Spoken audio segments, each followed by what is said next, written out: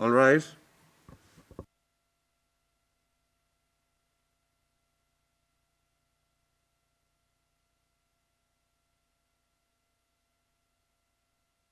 Kosovo Specialist Chambers is now in session. Please be seated.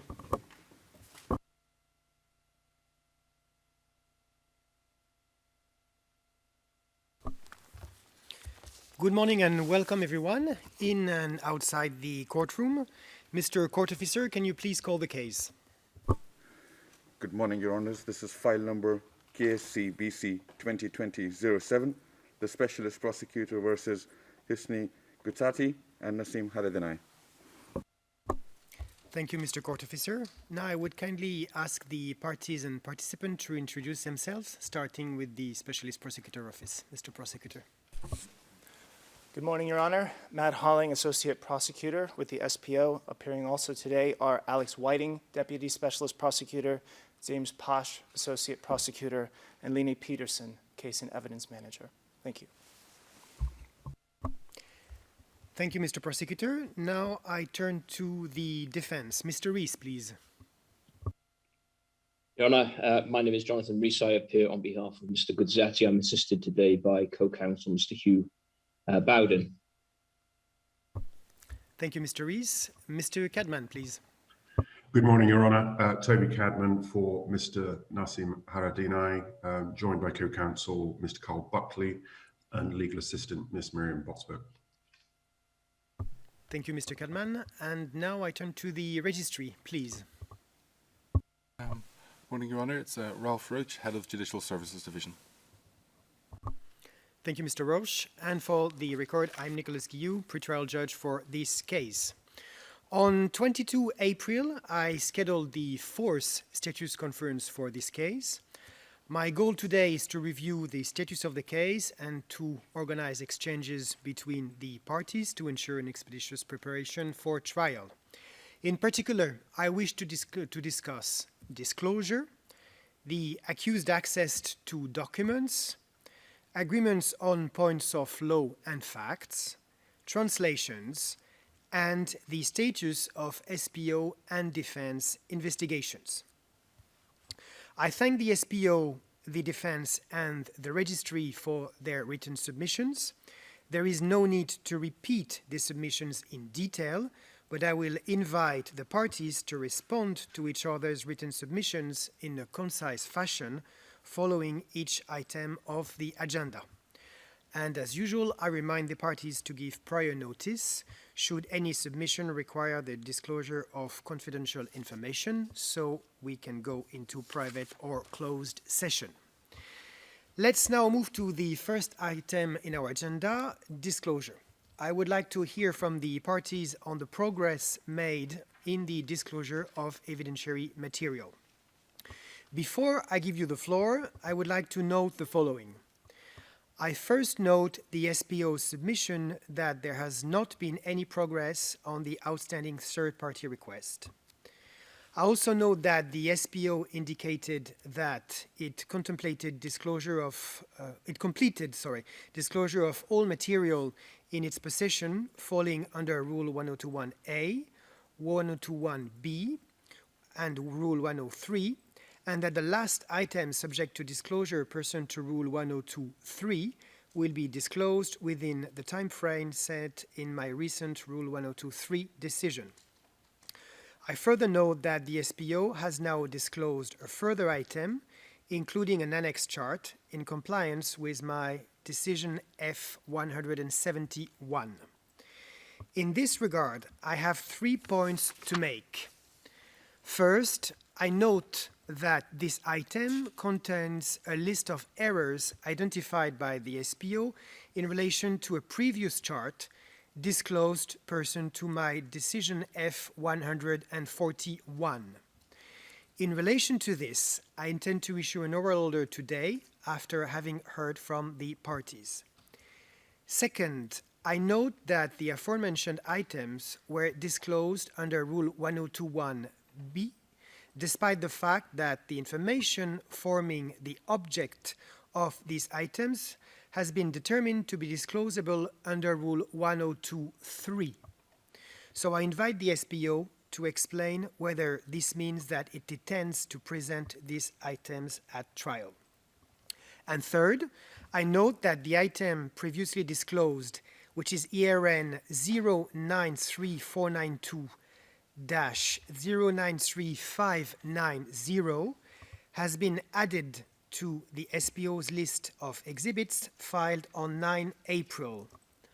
I also note that in a very recent filing, the SPO requests to add the new item, which is ERN 095162-015239, to that list as well.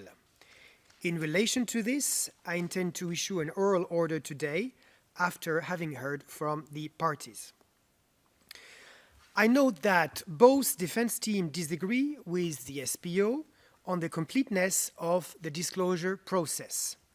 In particular, I note that both defense teams submit that the consolidated Rule 1023 list remains incomplete or unclear, and that there are outstanding requests in this regard, including for material not listed in the consolidated notice. I further note that the Haradinaj defense raises the issue of completeness of Rule 103 disclosure in view of the number of individuals the SPO has spoken to and the information provided about these statements. I also note that the Haradinaj defense considered that the SPO has not carried out meaningful investigation and that further evidence should be disclosed accordingly. I further note that the Haradinaj defense states that it is not in possession of that it is not in a position to submit objections, if any, to the evidentiary material disclosed pursuant to Rule 102, while the disclosure is still ongoing. The Gucati defense submit that it will submit such objections to disclosed evidentiary material as identified by 14 June 2021. Before I finally give the floor to the parties, I remind everyone that the request from the SPO related to the materiality of certain documents requested by the defense is pending. This will be dealt with by written submissions, so I invite the parties not to discuss about this request in detail today.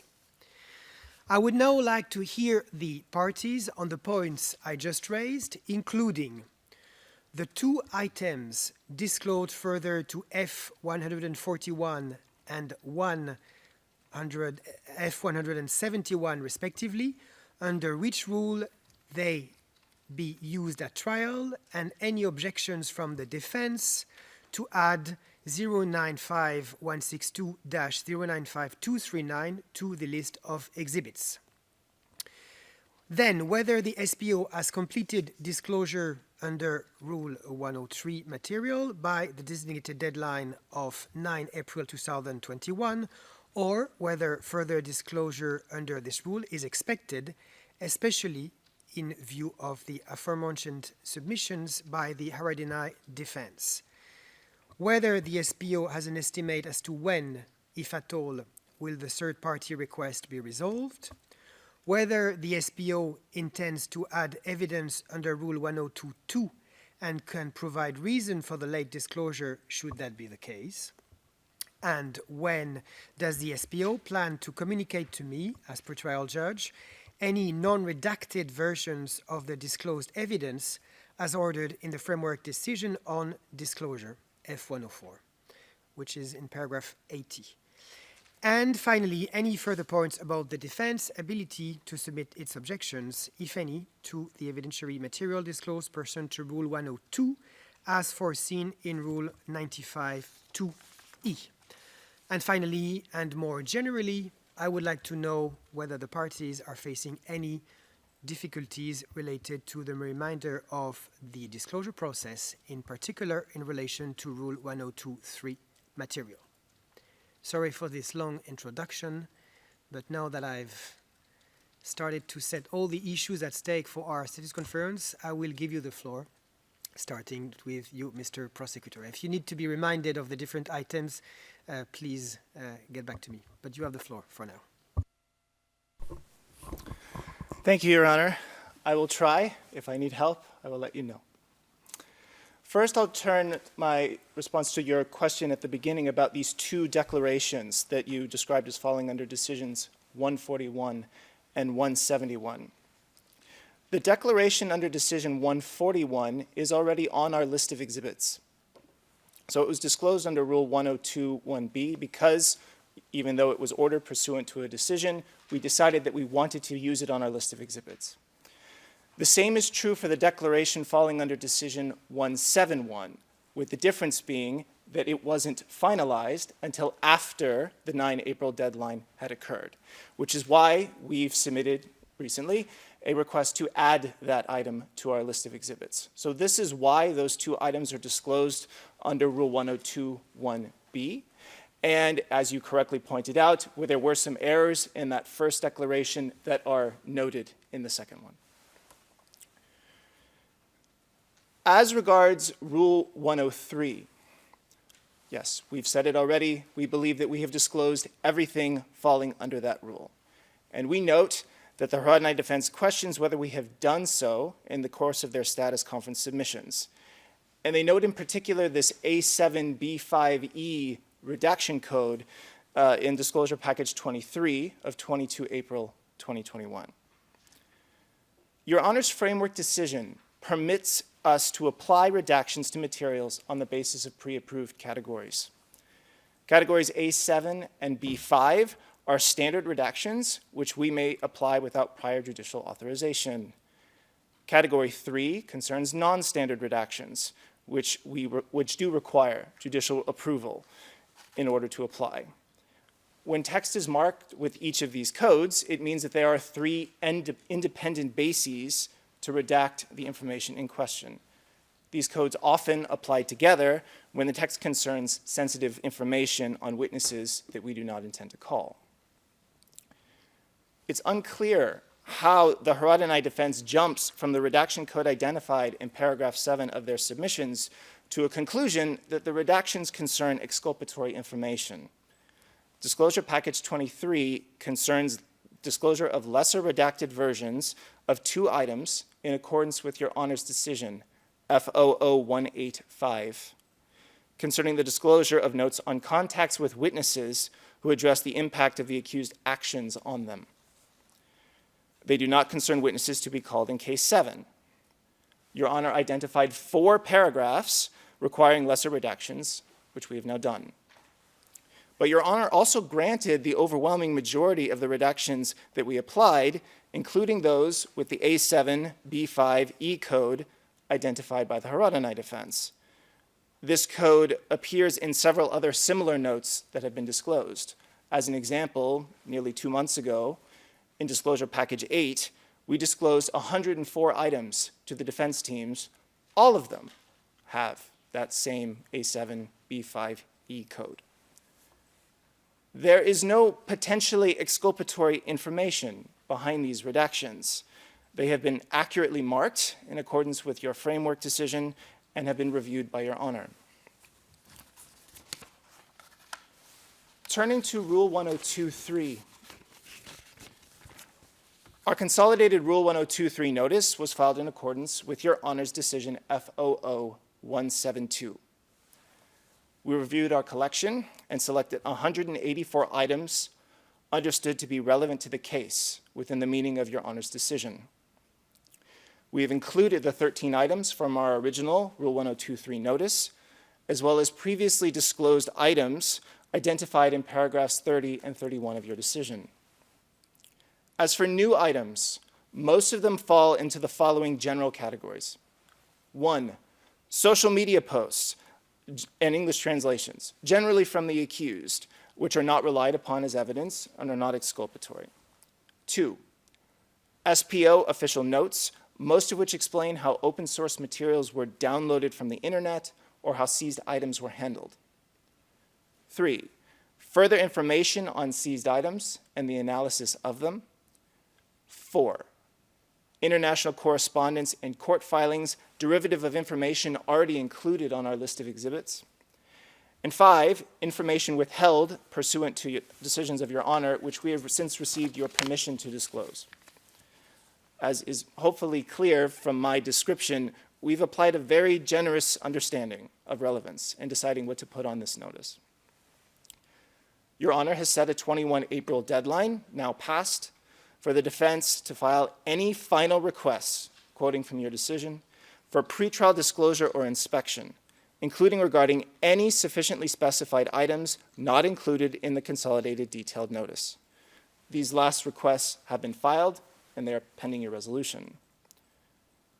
At this point, there is no pending disclosure issue for 146 of the items on that consolidated notice, so about 80%.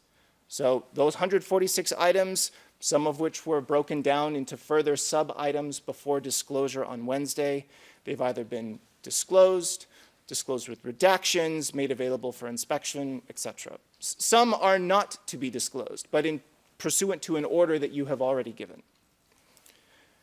The remaining 38 had their materiality challenged or protective measures sought in filing FOO 190, which we filed on Monday.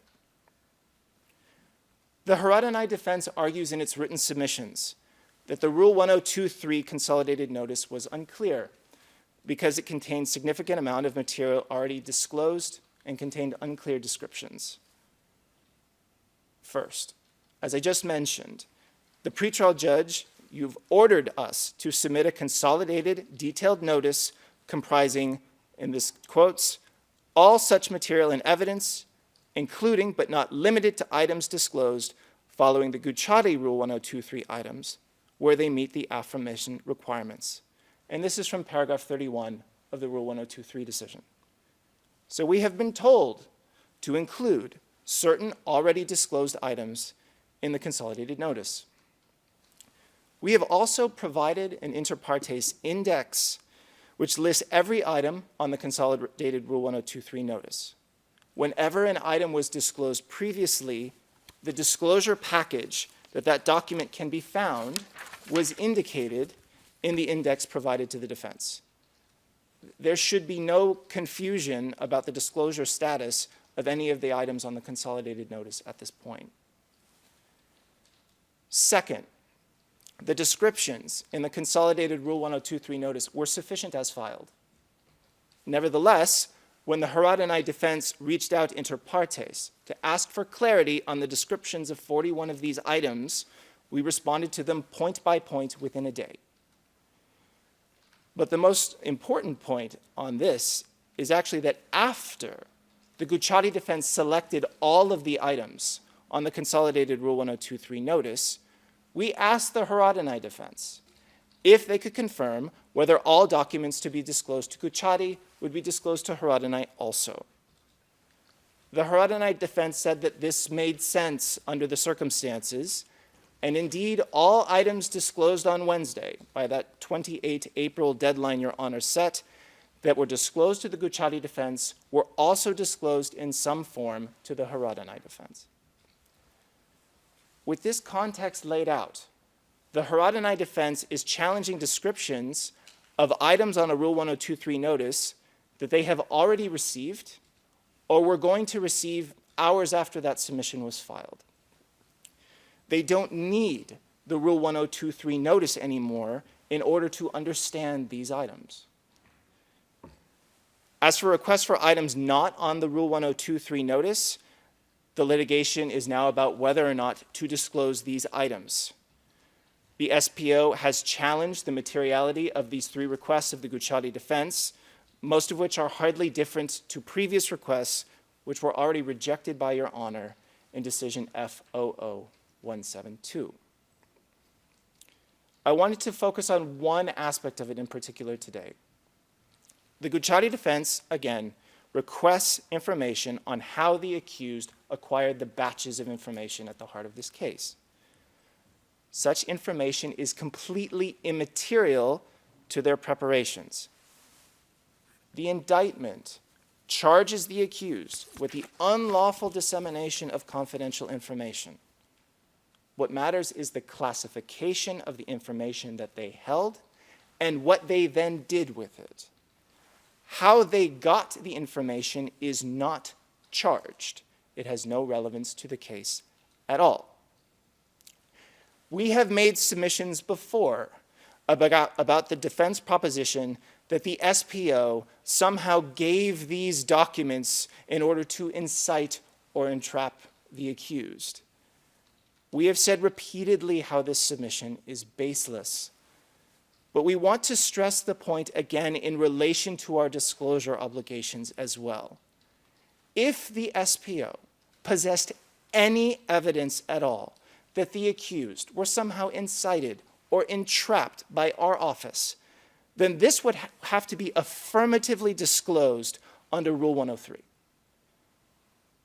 It would not be a Rule 1023 issue. It would not be a thing that the defense needed to request. The fact that the defense does not have any such evidence speaks to the fundamental truth that no such evidence exists. Now, turning to Rule 102.2. As Your Honor noted, the only late addition to the evidence list was recently filed, and it is that declaration that was disclosed on 14 April 2021, and the translation which was disclosed on Wednesday. This application has now been filed, and for the reasons that are stated within it, we don't think any prejudice is caused by that addition. There is no other additional evidence request that is envisaged at this time.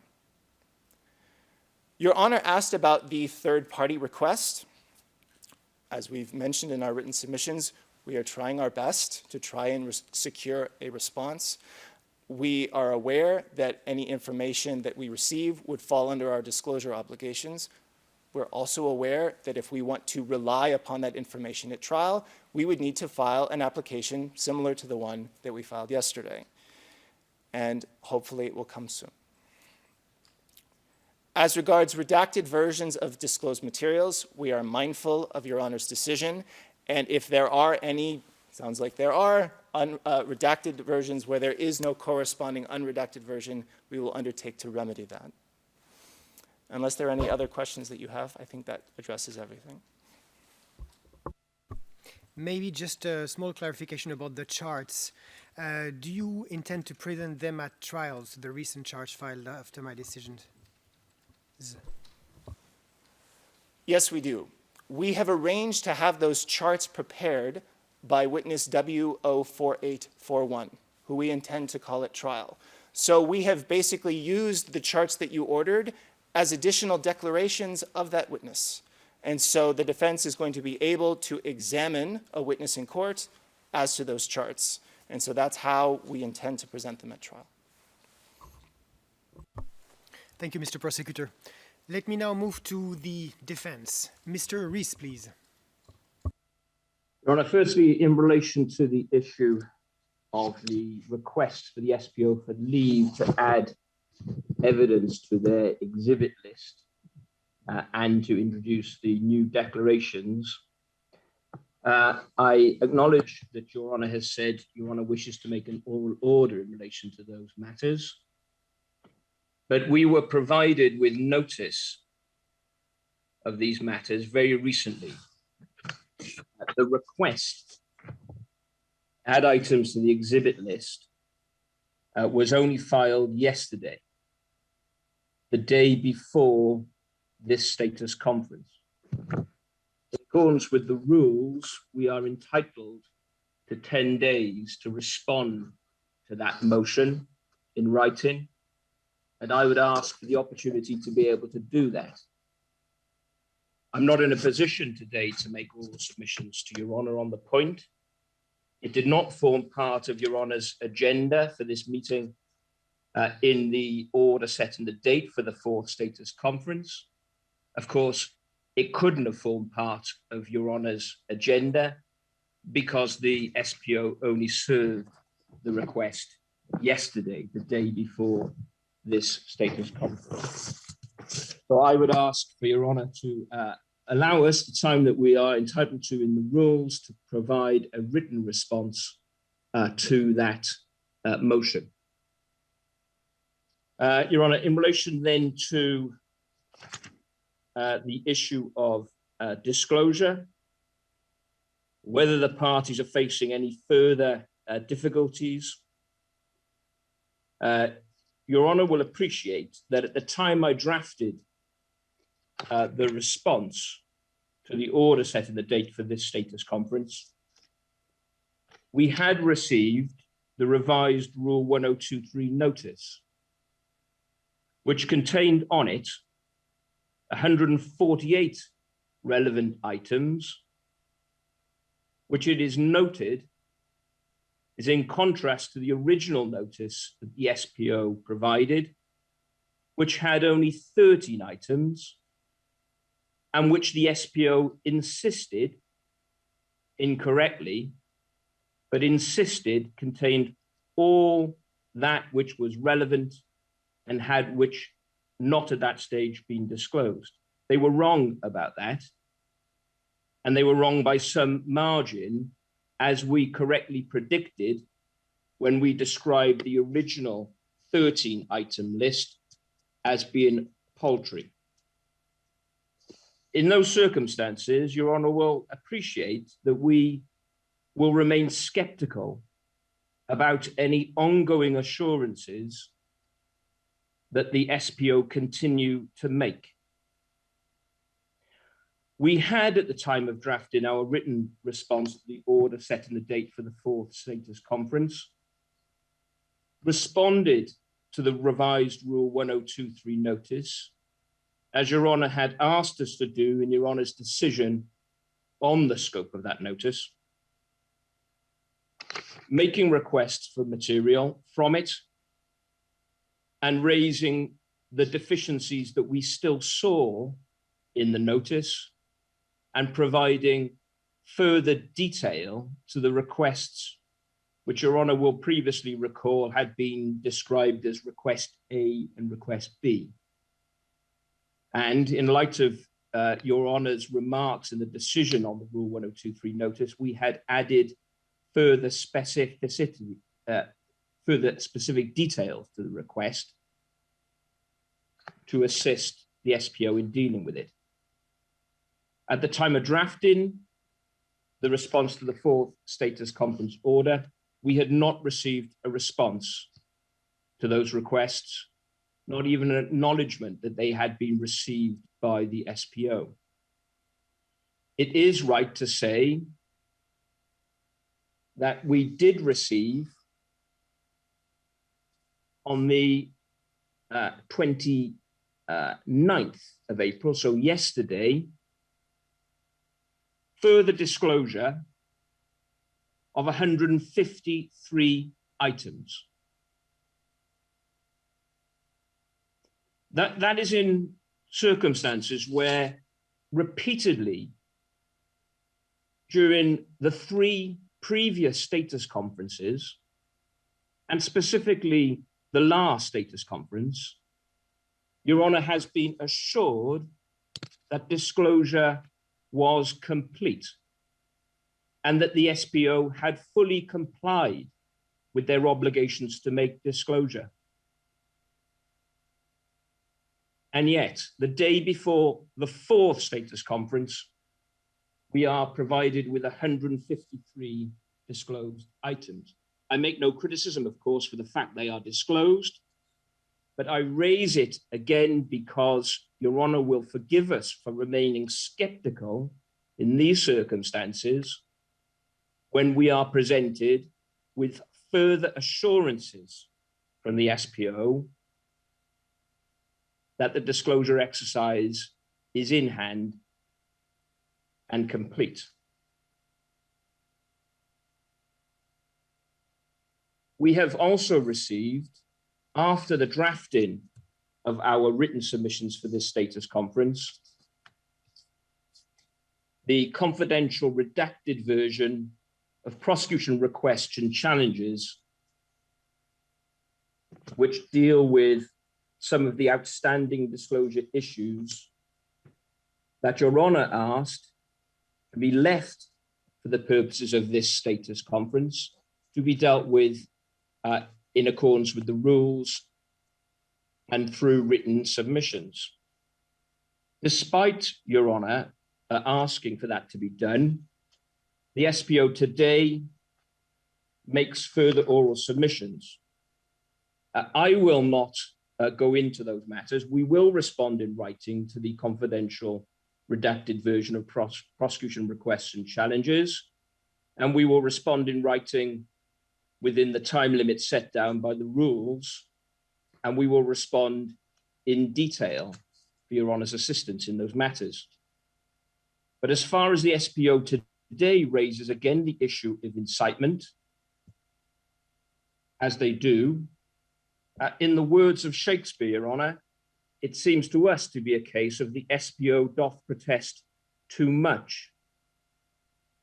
We have said from the outset that we will investigate the issue of incitement, entrapment, or to use the words of the SPO themselves, in both earlier status conferences and in written submissions, a sting operation.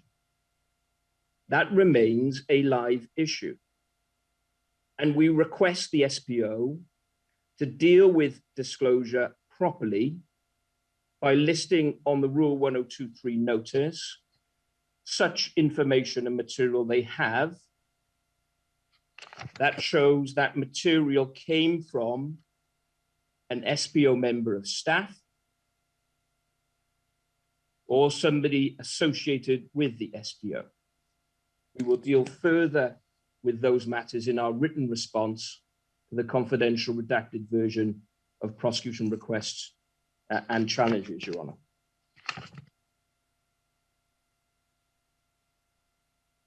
In relation to Your Honour's question about raising any objections to evidentiary material disclosed,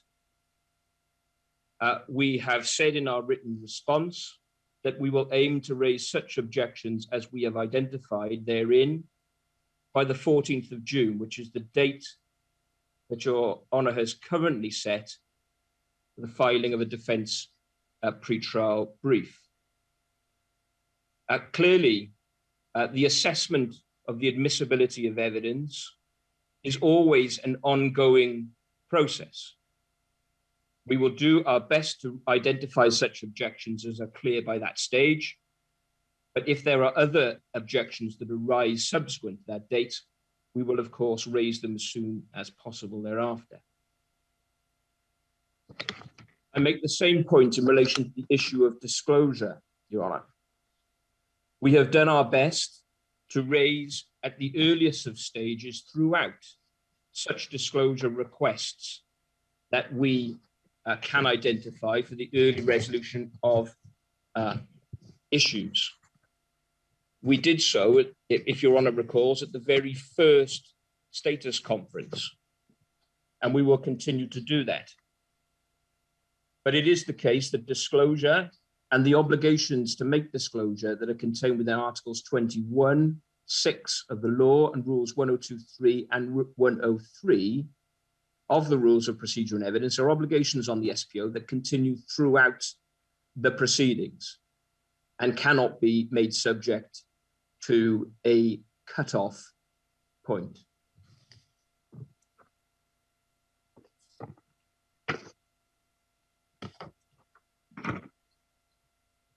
Does Your Honour wish me to continue then to deal with the issue of access to documents for the accused at this stage, or to hear from others? No, this will be dealt with later in the status conference. We have a specific item on this. So unless you have anything else on disclosure specifically, Mr. Rees? Further at this stage, Your Honour. Thank you. Thank you, Mr. Rees. Now I turn to Mr. Cadman, please. Thank you, Your Honour. Let me start by saying that there's very little that I can add that's not already contained in our written submissions, and which Mr. Rees has very eloquently put before Your Honour today. Safe to say that we also take the position that we should be given the opportunity to respond within the timeline set, and we intend to do so.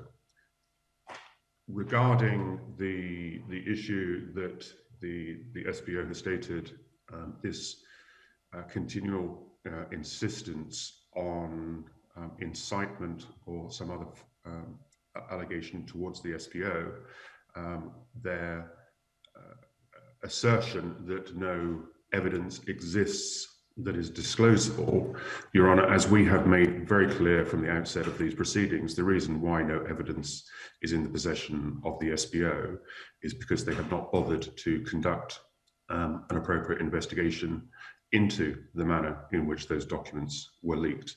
And we maintain that position that it is central to the case, it is central to the defence preparation that any information in the possession of the SPO is disclosed. And if no investigations have taken place, Your Honour, I think we're entitled to an explanation as to why no investigations have taken place.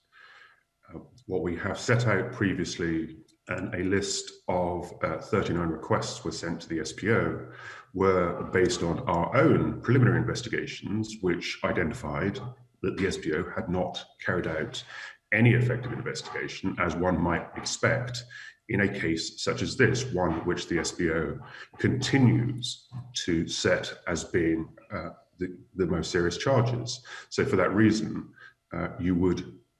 one might think that it would be incumbent on the SPO to actually carry out an effective investigation as to how those documents were leaked, considering that it has been raised now on repeated occasions that this is a matter that the defence will pursue and is entitled to pursue in putting forward an effective defence. So those matters remain to be considered. Your Honour, we have set out what we believe to be our clear position from paragraph 5 onwards in relation to the first point that we are considering now. Those requests have been made. I have to reinforce and repeat what Mr. Rees said, is that we are effectively being asked to accept the SBO's position on many of these issues at face value without scrutiny. And as Mr. Rees said, there is real scepticism as to whether such reliance can be made. We have stated that there is very real concern that these matters are not being properly addressed and will require Your Honour's intervention. And so these matters will need to be put in the form of written submissions. We cannot simply accept the SPO's position as stated without further scrutiny. So those matters remain. Your Honour, let me also just conclude on this first part of the agenda by saying that, as Mr. Rees has said, this is not the first time that the SPO has disclosed or has served a number of items the day before a status conference. It makes it very difficult for us to be able to put forward proper oral submissions to Your Honour on these points without having proper time to consider it. So we will have to take the allotted 10 days for us to be able to respond to these points. And it is a most unsatisfactory way of this case continuing to be managed. Your Honour, I'll stop there. I will obviously come back on the other matters that require some discussion, certainly the access to documents and translation. And Your Honour, let me apologise to Your Honour for having served a further written submission this morning, which I'm sure the parties and Your Honour will not have had an opportunity to consider. That has been filed for your consideration based on the submissions of the SBO and the registrar, but I can certainly come back to that as we deal with it later in the agenda. Thank you, Mr. Kelman. I think your filing has been distributed literally 1 minute before I entered the courtroom, so I haven't been able to even open it. Mr. Prosecutor, do you wish to respond to the defense? You have the floor. Yes, briefly, Your Honor, although without Shakespeare quotes. I don't have the accent to do them justice anyway. Me neither. We don't expect the defense to accept at face value what we are saying. We expect them to challenge what we have said in the filing that we made on Monday that was notified to the defense on Wednesday.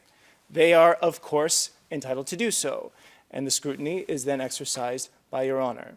The only thing I wanted to address on this is just to correct something that Mr. Gucciati said, just to be clear as to when these items were disclosed. The items that he was referencing that were disclosed yesterday were actually disclosed on the 28th of April.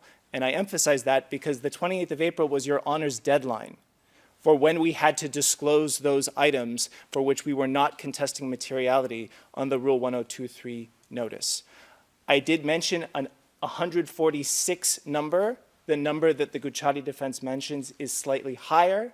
The reason why, if you are interested, and I mentioned this, is that some of the items were disclosed as sub-items, meaning they were split into parts before disclosed. There were also limited items that in order to make sure both defense teams had a version, when the documents concerned personal information of one accused or the other, we gave an unredacted version to one defense team and then a redacted version to both. So that explains the discrepancy in the numbers, and the date was indeed the date of your deadline. The only other thing that I wanted to mention is what is becoming a refrain, stated again now by the Haradinaj defense, that we have not sufficiently investigated this case. And I know that we have said this before, and I'm going to keep it brief. Our investigation has established that the charges against the accused are warranted, and that the evidence is sufficient to prove their guilt beyond reasonable doubt. Our indictment has been subjected to judicial scrutiny and confirmed. The pretrial phase of these proceedings is almost complete. The defense does not get to decide what the SPO should or should not investigate, nor does it get to decide which witnesses we should call or which evidence to present. It is our responsibility as the prosecution to present the evidence that we consider best to discharge our burden of proof, and it will be ultimately for the trial panel to decide whether this evidence is sufficient to convict the accused. This is not a trial about the SPO's investigative choices and defense attempts to make it one detract from the purpose of these proceedings. Thank you. Thank you, Mr. Prosecutor. Let me turn to the defense. Do you wish to add anything on this first item in the agenda on disclosure? Mr. Rees? No, thank you, Your Honor. Mr. Cadman? No, thank you, Your Honor. Thank you. Just a few points on this first item on disclosure.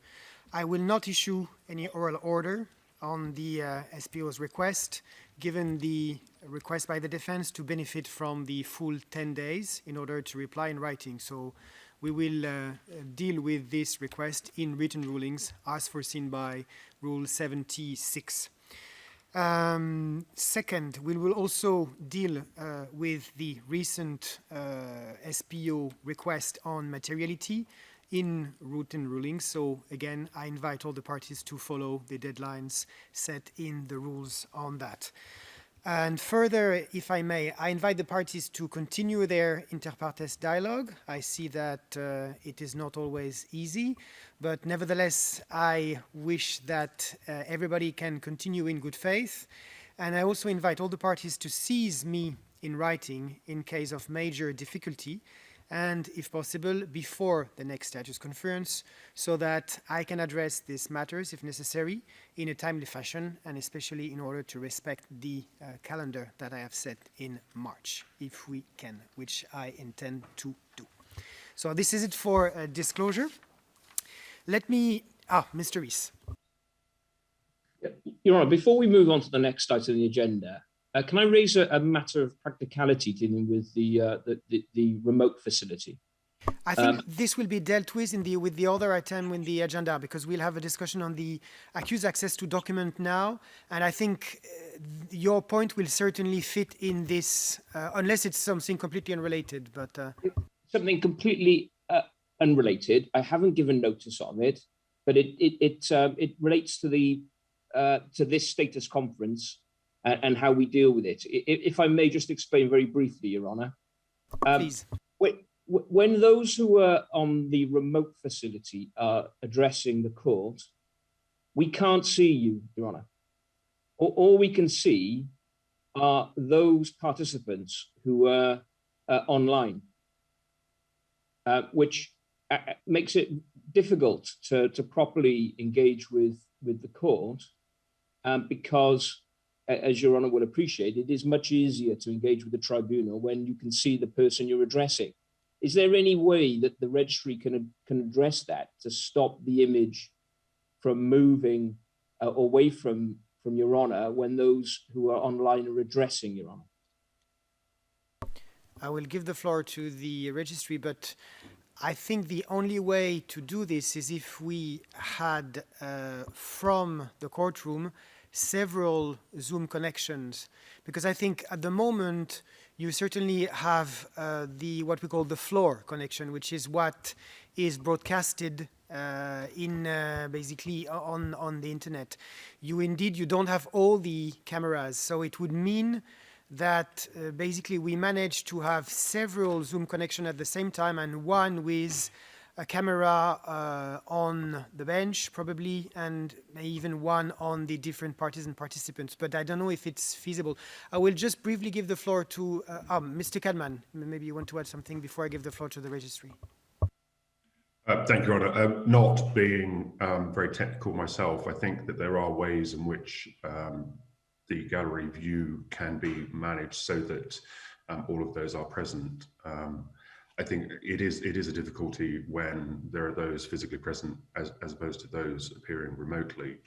Certainly, when Your Honour speaks, I can see everyone. But as I'm speaking now, even on gallery view, I can only see those appearing remotely. So, but I think there is a way that it can be manipulated so that we are able to see, even if it's by way of a split screen. Thank you, Mr. Cadman. Mr. Roche, briefly, do you know if it is possible? We're not going to solve the matter today, but at least just to see if there is a possibility.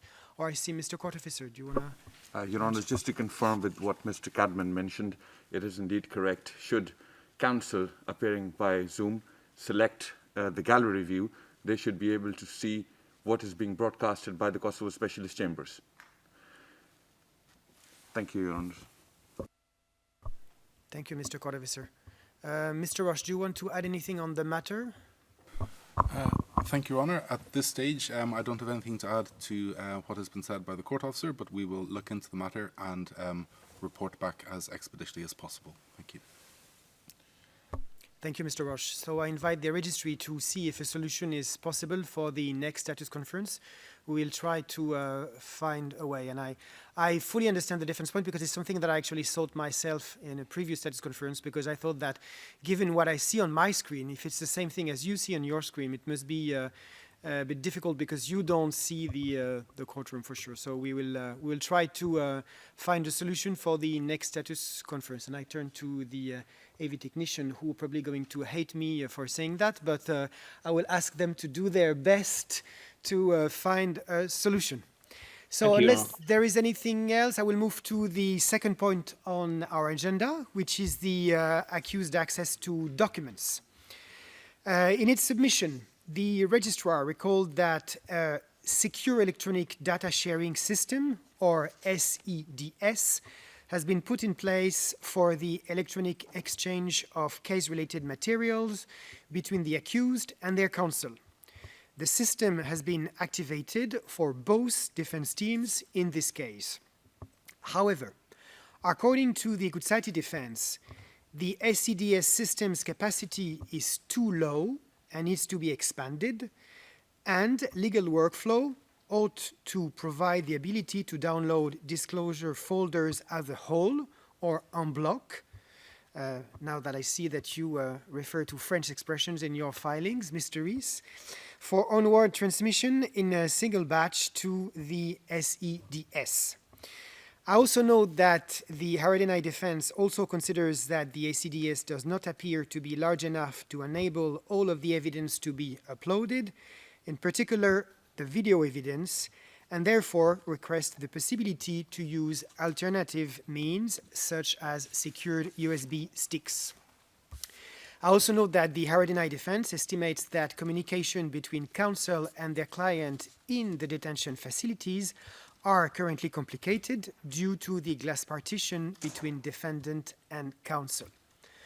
I therefore invite the registry to first provide details on the capacity of the SEDS system, on the possibility of using secure USB sticks for transfer information, and on communication between defendant and counsel in the detention facilities. Mr. Roche, you have the floor.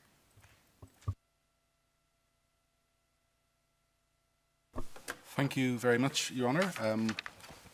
As you will be aware, the Registrar made a submission on this matter on the, I think, the 28th of April, and I will refer to that, but also add some additional points to address the questions that you have just raised. Firstly, dealing with the SEDS system. This is in place since early March. I know that both council teams have signed up to it, and the current capacity of the storage is 25 gigabytes per user. So 25 gigabytes for council and each member of council's team, and also for the accused. We have just now increased that to 100 gigabytes, so that is a quadrupling of the capacity, which will allow, obviously, for a significantly greater degree of capacity. More generally, regarding the use of SEDS and the transfer of files from legal workflow, during the training provided by Court Management Unit to Council, it was explained in detail how, on a step-by-step basis, to transfer multiple documents from legal workflow to the SEDS system. This is a very simple technical matter involving essentially selecting all of the documents. I would suggest that council who wish for further information about how this process works, contact the Court Management Unit, and they will happily provide a walkthrough of the procedure.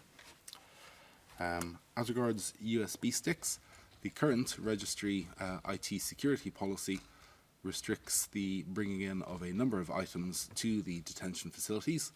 This is quite a lengthy list of items such as weapons, explosives, medicines that aren't authorised, and it also includes USB sticks. I've engaged in some initial consultations with the Information Technology Services Unit and also with the Detention Management Unit to see if we could derogate from this general prohibition in order to allow council to bring USB sticks for the purpose of basically providing documents to their clients. This will require some consultation with the relevant services of the registry, and also ultimately it's a matter to be discussed with the registrar, who has the authority to amend the current policy. So we would be hopeful that this is something that could be achieved without undue difficulty and in relatively short order, and we will continue to look at that matter as a matter of urgency. The next issue that Your Honour raised was regarding communications between council and their accused in the detention facilities. In essence, the current measures are based on the independent medical advice provided to the registry by the medical service of the Dutch Prison Service, and they're equally applicable to all of the international tribunals who have detainees at Unit 4, the international unit of the PI Haaglanden. These measures will need to continue because they are for the protection of all involved, and they are basically a manifestation or an implementation of our duty of care to protect the health of all persons, accused, staff, counsel and others who are present in the detention facilities. And I would say that they are necessary in order to allow counsel to have in-person meetings with their clients at this time. So I hope that this provides the information that you require. Obviously, if you have any follow-up questions, I will endeavour to answer them. Thank you. Thank you very much, Mr. Roche. And I note for the record that your latest point is, of course, related to the COVID pandemic.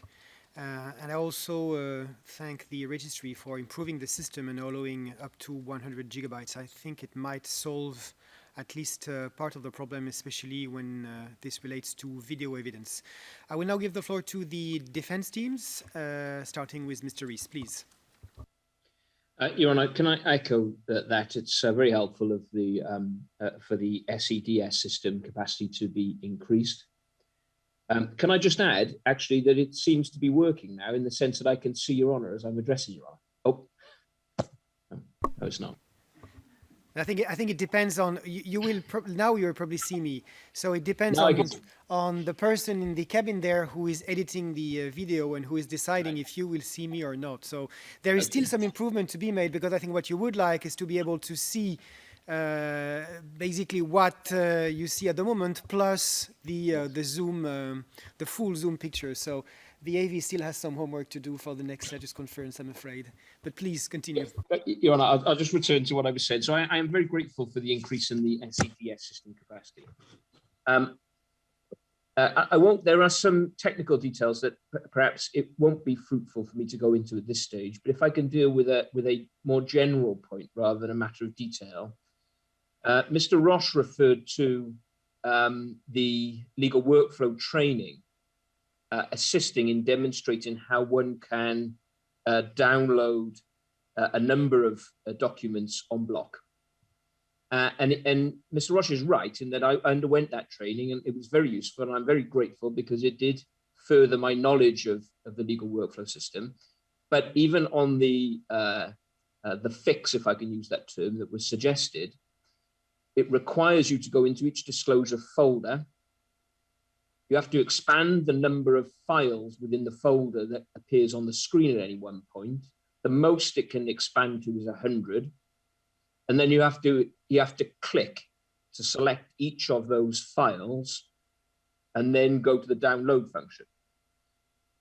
You can't do that for filings. Filings, you have to individually go to each one and select, because unlike with disclosures, the filings have their own folder for each filing, as it were. So there is no way that I can see of downloading filings en bloc. And we are, well, Your Honor is very familiar with the number of filings that are already in place in this case. And in terms of actually being able to transfer files from the legal workflow system to the SEDS system, it would be, as I have put in the written submission, very helpful indeed if there would be a easier route so that you could simply select the disclosure folders and copy them as folders, or drag the folders across into the SEDS system. And similarly, if there was a way of downloading the filings folder, because there is one overarching folder, again en bloc, that would be of real assistance. I'm grateful to the efforts that have been made thus far to accommodate us. It's certainly right that those responsible for the system are very accommodating in listening to and responding to issues raised. And I'd be grateful if there could be further consideration given to that idea of being able to download folders as a whole. In relation to the conditions within the detention management unit and being able to have access with Mr. Gucati, we of course understand why the glass screen is in place. It does nevertheless make it very difficult for us to have meaningful conferences with Mr. Gucati, and being able to, Your Honor will understand how important it is for lawyer and lay client to be able to look at documents together. That is very difficult when you are either side of a glass partition. And not only a glass partition, but also a glass partition that is embedded in a wall between lay client and lawyer. I know that Mr. Cadman has more detailed submissions to make about that aspect, and I will simply endorse what Mr. Cadman has put in writing in his oral submissions on that point, taking it further. Thank you, Mr. Rees. So on your first point, in fact, you would like a kind of Control A selection of all the documents in order to be able to download them all. I'm not sure we're going to have a response today, but I will invite the registry to look into the matter. You wanted to add something? The Control A approach does work, but it's still limited. It still means you have to go into each individual disclosure folder. You then are presented with an option of how many files within the disclosure you can see on the screen. You can only Control A to select those that are displayed on the screen. And the maximum that can be displayed at any one time is 100 files. It's better than I previously understood it, but it still means one has to go through the process of opening up each folder, opening up each window within each folder. You can't do that process, of course, for filings because each filing has their own separate folder. I'm asking if consideration can be given to simply being able to select the individual filings folder or the disclosure folder and copying it as a folder. Absolutely. That's the request. I will ask the registry to look into the matter and to get back to you as soon as they have an answer. I don't know if it's currently possible, but if it's not, I think this could be foreseen in the next update of the software, which happens regularly. But it may entail some technical difficulties, so I cannot promise that this will be done in a very short time frame. Mr. Cadman, please. Thank you, Your Honour. I won't.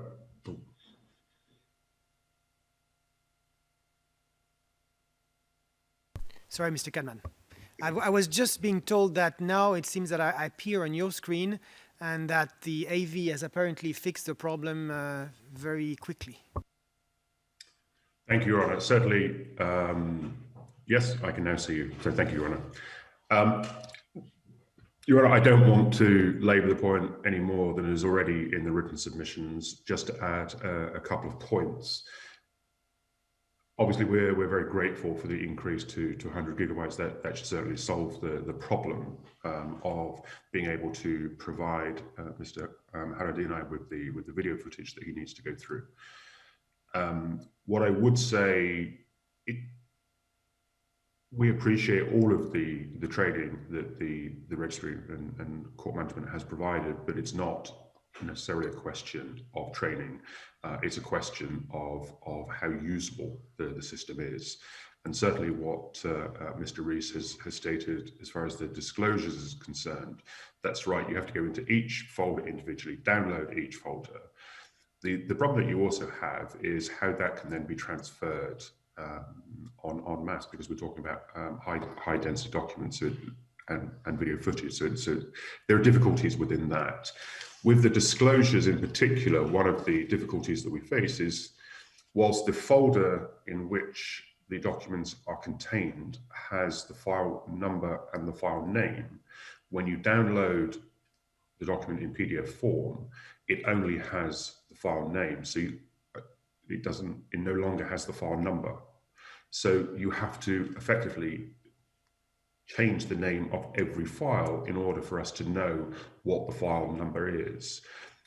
A easy route to this would be to have a separate folder which actually has all documents inside it, not in subfolders, but a single folder that has all disclosures so that they can be downloaded en masse. I think that would facilitate things enormously and save a great deal of time. Again, we're not trying to propose what's impossible or unworkable. We just want to be able to make recommendations that makes our job and everyone's job a lot easier. I think it is more difficult for us, and I think that the court needs to understand that it is more difficult for those that are not permanently in the building. Working remotely through remote access is not the same as being in the building, because on the few occasions where I have been in the building, it is much easier to move documents around, save them, and use USB sticks to secure USB sticks, as we've had support from the IT department to do so. On the issue of USB sticks, the point that's raised in the written submissions is that the material, the video material constitutes in excess of 50, 60 gigabytes. That cannot be done with CDs, and so it has to be done with USB sticks. So I'm grateful for your honest indication.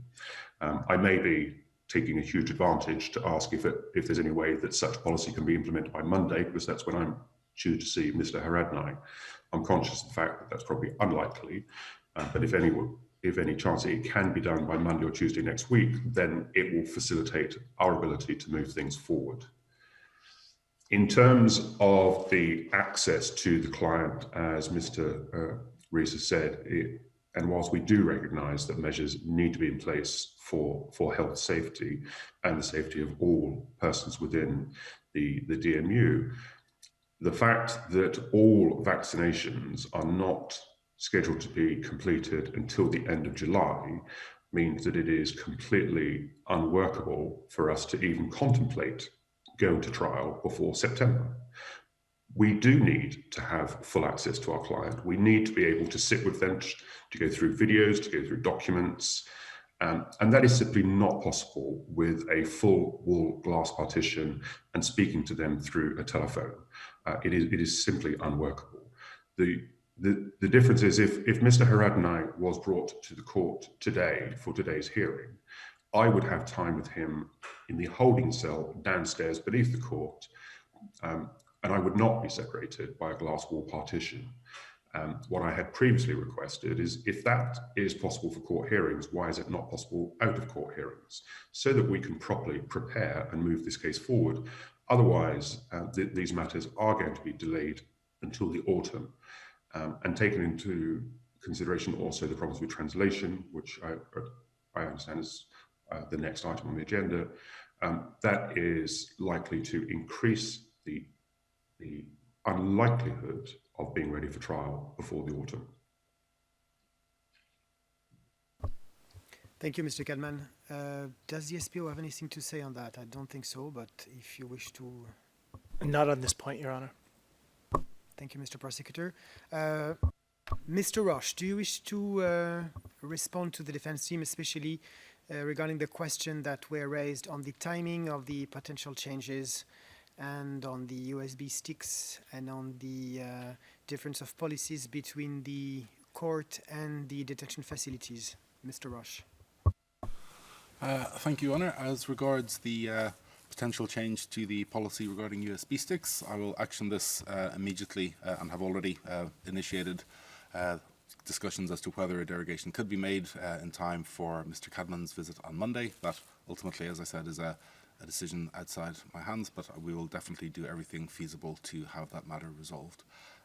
As regards the visits or the conditions in place in the detention facilities, we have obviously made a submission on that, and I would refer to that. In terms of the ability to have face-to-face meetings at court, that is something that is not done very regularly, and also the timing and the security and health considerations, particularly the health and safety considerations, are materially different between a short visit in the area of the court and in the detention facilities. I can look into that in a little bit more detail. Obviously, this is the first time that this has been raised, but my initial response to Your Honour is that there are material differences in terms of the health and safety issues involved. Thank you.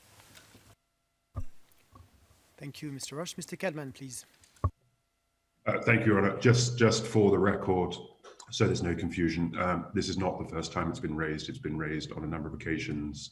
The issue of whether conferences can be held in the court premises. I raised this at the outset as an inconsistent practice in different rules being applied on court days and non-court days.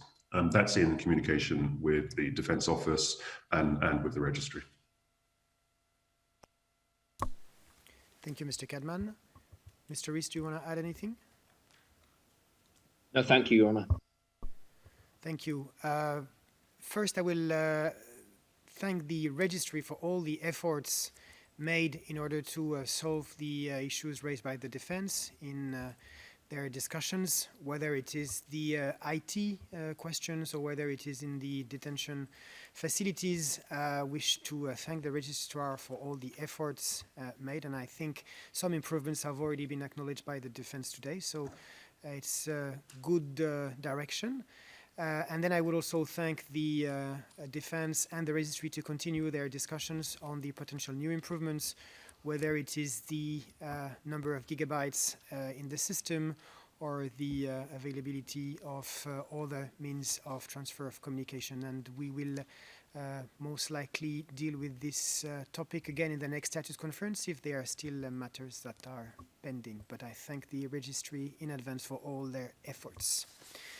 Let me now move to the next item in our agenda today, which is the agreement on points of law and fact.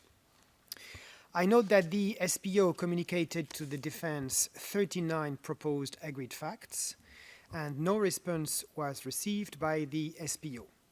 I also note that the Gucati defense estimates that an agreement on points of fact is unlikely, except biographical details, the dates of televised press conferences and speakers therein. I also take note of the Haradinaj defense submissions that it intends to confirm the facts with which it is capable of agreement, but only after the end of the disclosure process and once instructions have been taken from the accused on that matter. I would like the parties to elaborate on the chances to identify a list of issues subject to dispute and one with issues not subject to disputes. Mr. Prosecutor, you have the floor. Thank you, Your Honor. Our unsuccessful efforts to secure agreed facts are reflected in our written submissions. It is indeed clear from at least the Gucati defense submission that no significant agreements will be forthcoming. You mentioned these three categories of information that the Gucati defense mentions might be able to lead to agreements. We do note that all the proposals in relation to all three of those categories were included in the 39 facts that were sent on March 12. And we also note that the Haradinaj defense indicates it still needs to take instructions from the client on the issue. We note that you set a deadline of 9 April in order to reach these agreements. We may remain available to have discussions on them. It does require a minimum level of investment from the defense, but we are available. Thank you, Mr. Prosecutor. Mr. Rees, please.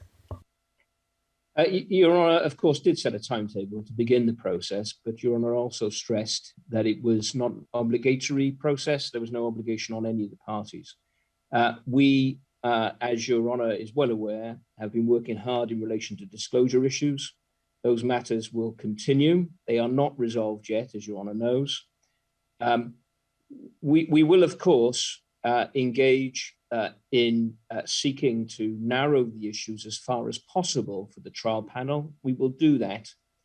But as we, in fact, I think raised when this matter was originally on the agenda for the second status conference, it is difficult for us to meaningfully engage in that process in a way that will, frankly, narrow the issues until we are close to our pretrial brief and then trial preparation being concluded. In relation to the document that the SPO provided, it doesn't refer to any points of law for agreement. It does refer to a number of points of fact, but I don't know if Your Honour has seen the document, but they are not matters which significantly are going to advance matters before the trial panel in any event. They are relatively straightforward, albeit, save for the areas that we've referred to in paragraph 13 of our written submissions, and likely that actually agreement will be reached on them in any event. But we are conscious that we will do our best to try and narrow issues down for the trial panel in due course as far as possible. And it does seem to us that it is the point at which the pretrial defense brief is served that we will be in a proper position to be able to engage in meaningful discussions with the SPO about that at that stage. Thank you, Mr. Rees. Mr. Cadman, please. Thank you, Your Honour. I don't think there's anything further that I could add that has not already been stated by Mr. Rees. I think we are mindful of the importance of narrowing the issues for the trial panel. We will endeavour to do so. There have been difficulties, as I've already stated, as to being able to take instructions on some of these issues. We will give our full attention to this. There will almost certainly be issues that we want to put forward to the SPO as agreed facts and positions of the law, just so that the issues that are before the trial panel reduce the amount of time that the trial needs to take. We don't need to litigate every single point, and we will be reasonable when we have full and proper access to our clients so we can take full instructions and respond accordingly. Thank you, Mr. Cadman. Mr. Prosecutor, do you want to add anything on this topic? Nothing further, Your Honor. Thank you. Then this matter will probably be finalized when you will file your pretrial brief in June. I don't anticipate that this matter will evolve before the next status conference. For the next point on our agenda related to translation, I will first recall the directions given in paragraph 62 to 64 of my framework decision on disclosure, F104, according to which it is acknowledged that the accused has a right under Article 21(4)(a) of the law to be informed in the language he understands of the nature and cause of the charges against him, in the present case Albanian. However, the right does not equate to an unfettered and absolute right to receive all evidence, documents, and filings in the accused language. Translating the entire case file, including evidence, would prejudice the right to be tried within a reasonable time. Therefore, a balance must be achieved between these competing rights in order to make proceedings fair and expeditious at the same time. As a result, the rules establish that all statements of witnesses whom the SPO intends to call to testify at trial shall be made available in the language the accused understands and speaks. All other evidence shall be submitted in English, in accordance with the decision on working language, unless otherwise ordered by the pretrial judge. The free assistance of an interpreter, together with counsel professionals' advice, will assist the accused in understanding the evidence and related filings that are not in Albanian. The defense may also request the SPO to provide the Albanian translation of specific evidence, or part thereof, other than statements of witnesses whom the SPO intends to call to trial to testify. When making such requests, the defense shall indicate the reasons why it is essential to receive these pieces of evidence in Albanian and why the accused is not in a position to appreciate the content of such evidence with the assistance of an interpreter and counsel's advice. In the event of disagreement between the defense and the SPO in this regard, the defense must seize the pretrial judge as soon as possible. Now, as regards the present dispute, I note that according to the SPO, it has completed all translations required by the law to prepare for the defense. I note from the registry submissions that all documents it is required by law to translate will be completed by 17 May 2021, when the revision of the detailed Rule 86.3 outline will be completed. The registry also indicated that the translation of the SPO's pretrial brief, including witness and exhibit lists and the Rule 109C chart, which were submitted by the SPO on 9 April 2021, is planned to be completed by 15 June 2021. But the receipt of any higher priority translation requests may affect this estimate. I take note that the Gucati defense would like me to set a timeline for any requests for translation. And I also take note that the Haradinaj defense considers that the SPO pretrial brief and related material shall be translated as a matter of priority in order for the accused to take an active part in the preparation of his defense. The Haradinaj defense considers that without the translations of the SPO pretrial brief and related materials, if deadlines were to be maintained as they currently stand, this will wholly undermine and prejudice Mr. Haradinaj's right to adequately prepare his defense.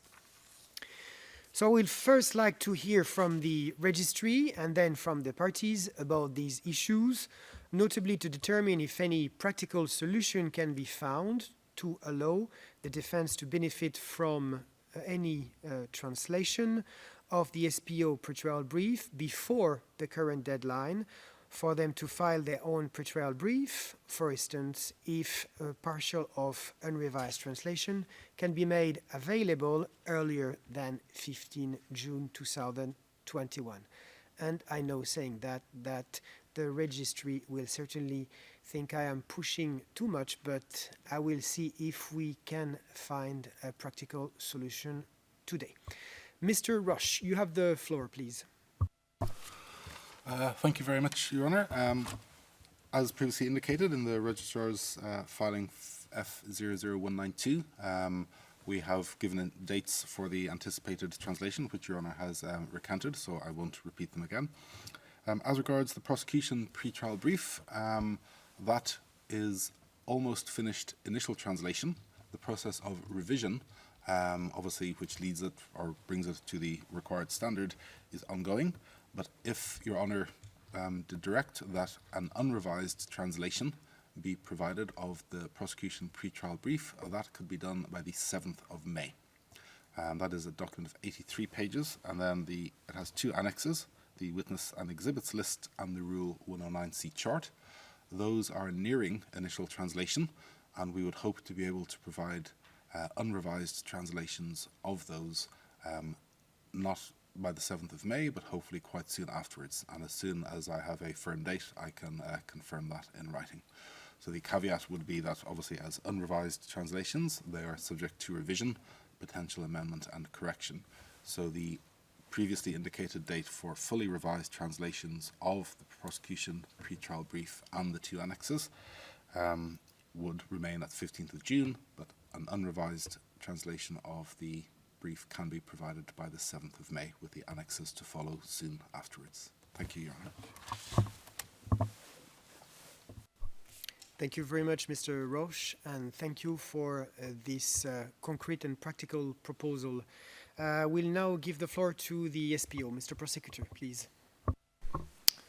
Thank you, Your Honor. We did want to talk a little bit about the translation framework and the translation of the pretrial brief in particular.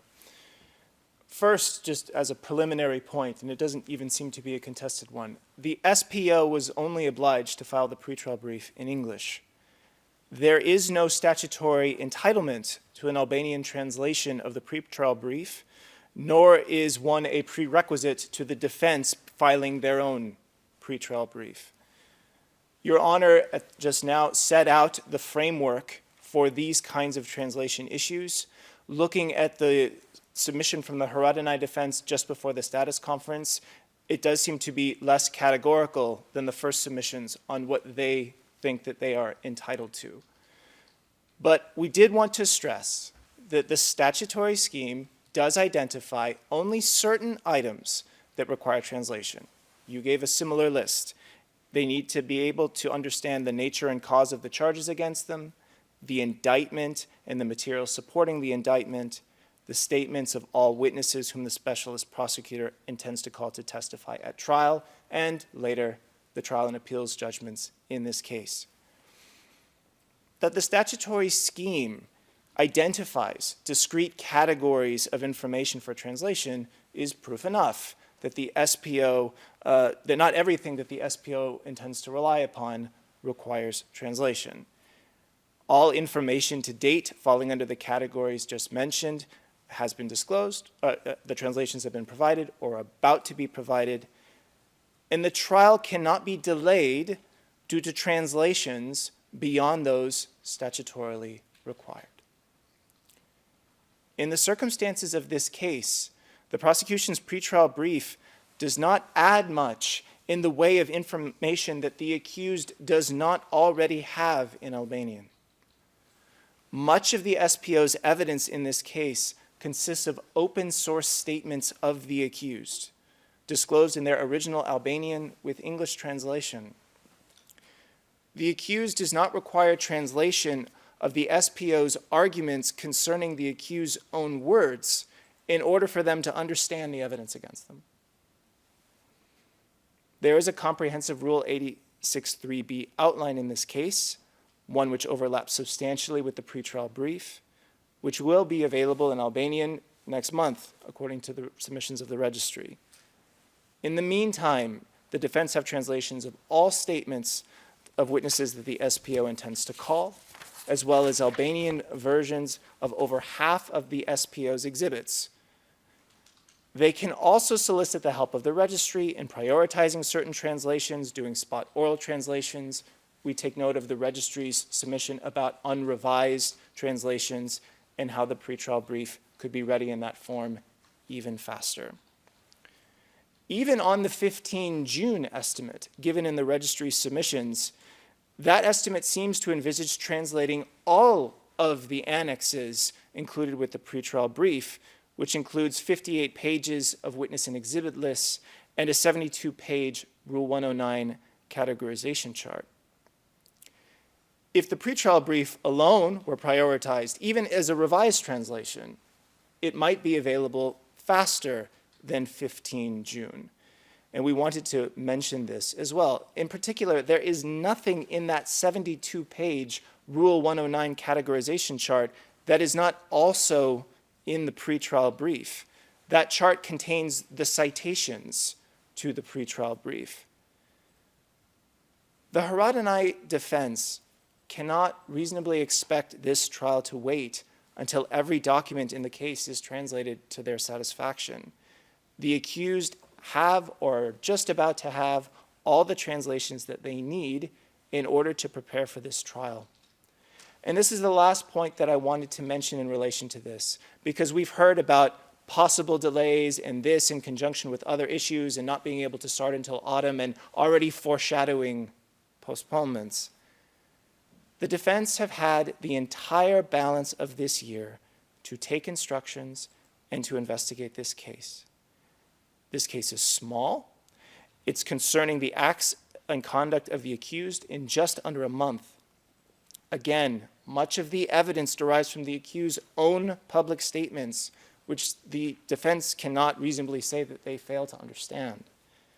The defense are entitled to adequate time and facilities to prepare their defense, but any reasonable observer listening to the conversation thus far should conclude that the defense is being given that adequate time and facilities to prepare. So to go to a question that you asked before the status conference, Your Honor's timelines in the consolidated calendar are reasonable. They remain so, and nothing has happened concerning translations or anything else that would justify changing them. Thank you. Thank you, Mr. Prosecutor. I turn to the defense. Mr. Rees, please. Your Honor, I'm going to adopt the submissions made by Mr. Cadman on this point, if I may. Absolutely. Thank you, Mr. Rees. Mr. Cadman, please. Thank you, Your Honour. As you will be aware, and I do not need to labour the point, there are detailed submissions on this point. I think there is a fundamental difference of opinion between the SPO and the defence on what is required. There is continual reliance on the statutory requirements of what needs to be translated. With the greatest respect, Your Honour, it's whether those statutory provisions are consistent with the obligations that these proceedings comply with the European Convention and other international treaties. As we know, this is an institution of the Republic of Kosovo. It is not an international court. It is required to comply with the Constitution, and as part of the Constitution, the international treaties that form part of it. And so the issue is whether what is being provided is compatible with the right under Article 6.3, taken with Article 6.1. Our position is it is not. Our argument is not with the SPO. The SPO, we take note, it is not for the SPO to translate the pretrial brief, but in order for Mr. Haradinaj and Mr. Gucati to receive a fair trial, there is more than just the indictment and supporting material that requires to be translated. Otherwise, we cannot properly go to trial. The SPO has said we cannot reasonably expect this court to wait. Yes, we can, Your Honour, and it must.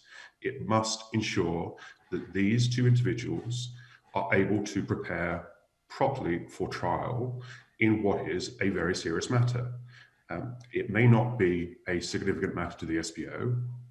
As we've heard, it's a relatively small trial as far as they're concerned, but the defendants have the right to know the nature and the cause of the allegations against them and the material that's going to be presented.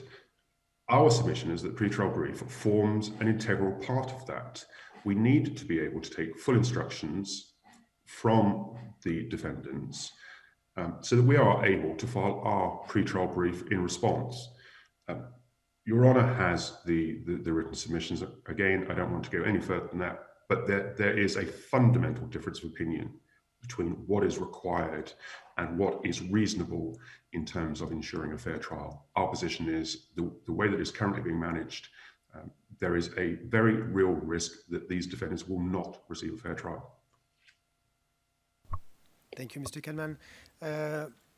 Can you let me know if the proposal of the registry, i.e. to transmit to the defense an unrevised version of the pretrial brief and related materials, or at least the pretrial brief, by 7 May would be useful for the preparation of the trial and for you, or do you wish to have only a revised version? Your Honour, thank you, and I am most grateful to the registry for that indication, and I'm conscious that I appear to be just complaining today, so I also want to make sure that I'm giving credit where credit is due. We are very grateful for that indication, and we would be willing to accept the unrevised version. Obviously, it is the pretrial brief and the axes that are important, and the sooner we can have that, the sooner we can properly prepare for trial. Thank you, Mr. Kalman. If I may make a suggestion to the registry on this, I invite the registry to transmit this unrevised version, but at a later stage, when the revised version will be ready, and then I turn to the interpreters, who some of them are probably also translators, it would be good to transmit to the defense version that includes the corrections so that the defendants can clearly and quickly see if there has been any corrections that are important or of a certain significance. That will, I think, greatly benefit, be a great benefit for the defense for their preparation. So I thank the registry in advance for that. Is there anything else to say on the translation, Mr. Prosecutor? Yes, as you can imagine, we could say a great many things about how the statutory framework is compatible with the European Court of Human Rights and the way that it has been applied. And we could also note that the rules have been specifically found to be constitutional by the Specialist Constitutional Court of the KSC. However, given that the Haradinaj defense has foreshadowed filing a written application in this regard, we'll reserve any further responses to that until that is filed. Thank you. Thank you, Mr. Prosecutor. Mr. Cadman, do you want to add anything? Thank you, Your Honour. Not at this stage. Thank you, Mr. Cadman. Mr. Roche, do you want to add anything after the exchanges of the parties?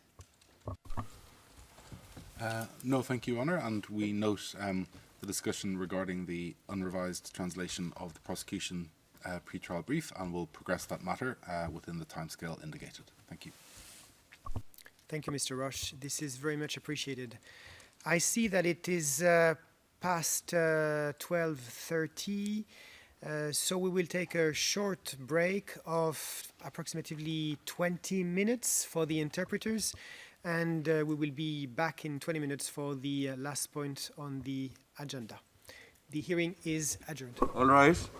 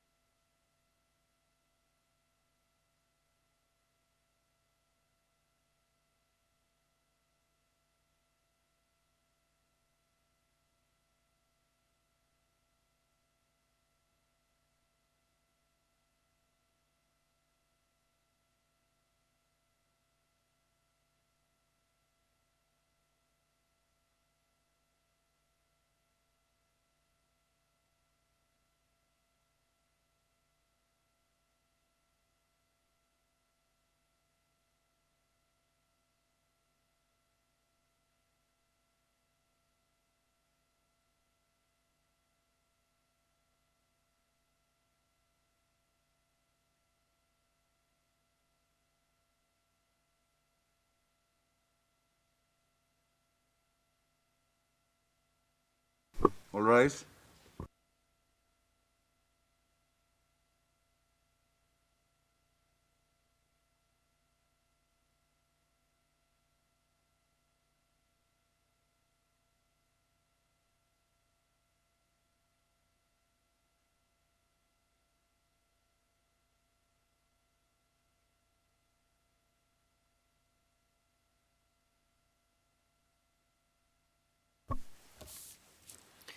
So we are now moving to the, I think, last point on the agenda related to investigations. I first note that the SPO indicated that it will continue to investigate as needed, particularly in light of any evidence the defense elects to present. But the SPO foresees no investigative activities that would impact the consolidated calendar. I note that the defense investigations are ongoing, and one defense team intends to organize another investigative mission at the end of May. I first invite the SPO to give an update on its investigation. Mr. Prosecutor. Thank you, Your Honor. We actually have nothing further to add on this agenda item beyond what Your Honor just summarized. If there are particular questions that you have for us, we can answer them, but that's all that we had on this topic. Thank you, Mr. Prosecutor. I now invite the defense to provide updates on the status of its investigations, including the estimated overall amount and type of evidence it intends to disclose to the SPO, and whether requests for protective measures are envisaged. I also invite the defense to link with the registry about any logistical issue related to their travels to Kosovo. And finally, I invite the defense to indicate whether they are on target to meet the remaining deadlines set out in the consolidated calendar and the decision on Rule 1023 material. Mr. Rees, please. Your Honour, we have set out in previous status conferences a description of the investigations that we have undertaken or are continuing to undertake. We have a clear timetable for our team to complete those investigations and to comply with the deadlines that remain in the consolidated calendar. We have, as we have put in our written response, we presently envisage being able to meet those remaining deadlines in the consolidated calendar, to remain on target to serve the pre-trial brief as directed, and to be ready for a trial, as we have indicated previously in writing and in all submissions, at some point after the commencement of the week beginning the 30th of August. That, of course, is subject to the ongoing issues that have already been canvassed in the course of this status conference being satisfactorily resolved, to the ongoing disclosure issues that are yet to be determined, as Your Honour has already noted, and of course to the resolution of the outstanding interlocutory appeal relating to the indictment and any steps that flow thereafter. But at this stage, as we have put in our written submission, we presently envisage being able to meet those remaining deadlines, unless I can assist any further at this stage, Your Honour. Thank you, Mr. Rees. Mr. Cadman, please. Thank you, Your Honour. The position would be the same for Mr. Haradinaj's defence. The envisaged defence investigative mission in May is a joint mission. So, and I'm currently in Kosovo now. So, we do expect to be on time, subject to the matters that Mr. Rees has outlined. Thank you, Mr. Cadman. Mr. Prosecutor, anything to add? No. Thank you very much. So now I would like to ask the parties on their view on a suitable date for the next status conference to address any outstanding matter before the transmission of the case file. I note that the defense for Mr. Gucati expressed a preference for Friday, 28th of May morning. So let me ask the parties if this would be suitable for everyone. Mr. Prosecutor. Thank you, Your Honor. We're available for the next status conference as the court pleases, and the date mentioned is fine. Thank you. Thank you, Mr. Prosecutor. Mr. Rees, any second thoughts on the 28th of May? No, thank you. Thank you, Mr. Rees. Mr. Cadman. We're available on that date, Your Honour. Thank you. You will receive a scheduling order that will include the agenda before the next status conference, but I can already tell you that I intend to schedule it on the 28th of May. And I invite the parties to make written submissions if they would like to raise any specific issues during the next status conference. At this point, I would like to ask the parties whether they have any other issues that they would like to raise. Mr. Prosecutor. Nothing further, Your Honor. Thank you, Mr. Prosecutor. Mr. Rees, please. No, thank you, Your Honour. Mr. Cadman. Nothing from our side, Your Honour. Thank you. Thank you very much. And finally, I will now issue 2 oral orders. First, I hereby issue an oral order on ERN 093492-093590, disclosed to the defense on 19 March 2021, pursuant to my order F-141.